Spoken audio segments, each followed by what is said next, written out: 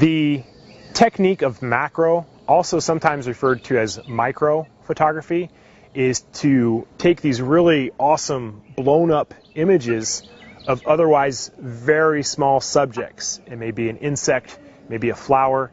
And macro photography is very tricky, mainly because when you move your camera very, very, very close to a subject, it starts to push one of the depth of field rules to its limits.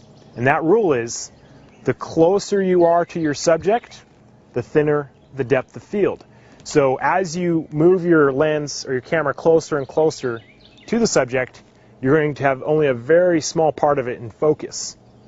Another thing you need to know is that most lenses are not able to do good macro photography because there's a limit on how close they can get.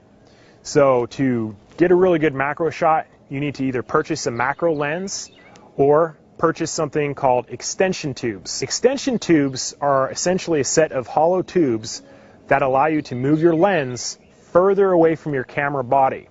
And what this does is it allows you to get closer to the subject and therefore take macro type images. I think the most cost efficient way to get into macro photography is to invest in a set of macro tubes. You can get them for single tubes for maybe 60 bucks, and you can get a set of 3 typically for about $150. But coming back to this problem of moving very, very close to your subject, you can try to take a picture like that. You're going to have a very shallow depth of field.